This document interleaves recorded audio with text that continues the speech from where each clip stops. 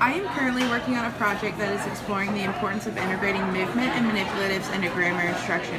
As a classroom teacher, why do you believe that manipulatives are an important tool to help teach formal grammar? Manipulatives are important because kids learn best by doing and by touching, and there's different learning styles, and you're not going to get the best out of them if they're just sitting and doing something on paper. Are there certain manipulatives that you use in your classroom that help foster your grammar instruction? So if you're considering like a laptop, a manipulative, we're fortunate enough to have a one-to-one deployment of laptops. We also use something called Grammarly, which the kids all downloaded the extension. We have Google Suites, and so they will take their writing and plug it into Grammarly and see if it gives them suggestions. They will argue with Grammarly. They will, we do something called Sentence Doctor also, which is sentence strips with mistakes intentionally on them, and then they get put on a little doctor hat and a little stethoscope, and they have little band-aids, and at the beginning of the year 4th grade, we mark the mistakes, and then they go around and check each other, so it's much less about responding to me as it is finding things and responding to each other and diagnosing the problems of the sentences.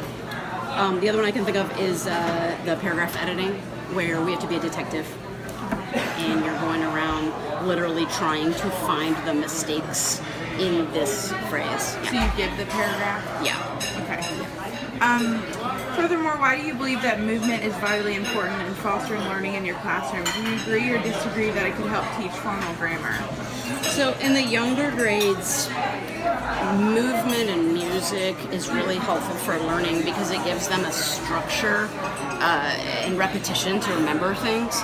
As you get to the older grades, the older kids still love things that you teach them, but they really want to create their own devices to help them remember things. So they are going to be more interested in, we've learned this, now here's a little task for you to create either a song or a dance or some sort of activity, a game that will teach your classmates or whoever the audience is how to do whatever it is you're teaching. And to tie it up a little closer, we do give them a rubric where it's you pick, it has to have this, and this, and then if their activity has this, then that's how they know they've been successful, and you give them feedback on that. If you leave it too open-ended, they're kids. They're gonna, some of them are gonna nail what you want, but others are gonna take it in a different direction. Are there any movement activities that you've used in your classroom for grammar that you would be willing to share with us?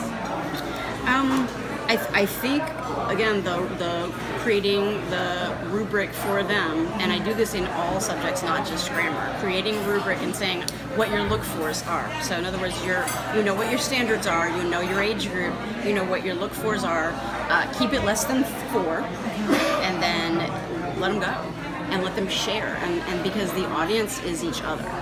And again, I'm talking about more upper elementary, 3 to 5, where they're ready to create, and that's how they get engaged. Do you believe teaching formal grammar should be required? If so, why?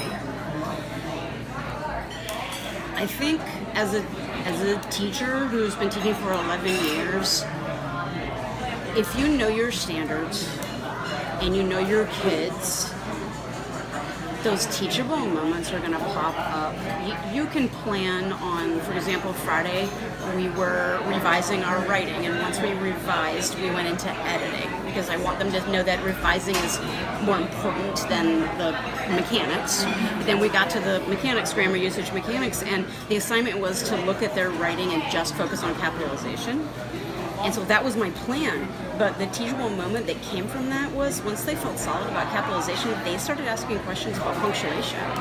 And we just went with it. And my kids who couldn't even write a sentence at the beginning of the year were asking questions about semicolons and proper use of dialogue. And so it was because they were becoming better readers, becoming better writers. And so then the authentic questions that popped up were much more meaningful for them because it came from them instead of me pushing it to them. And I think that's the balance that you have to find as a teacher, is if you are always pushing everything to them, they're not going to connect with it in a way that makes sense to their world.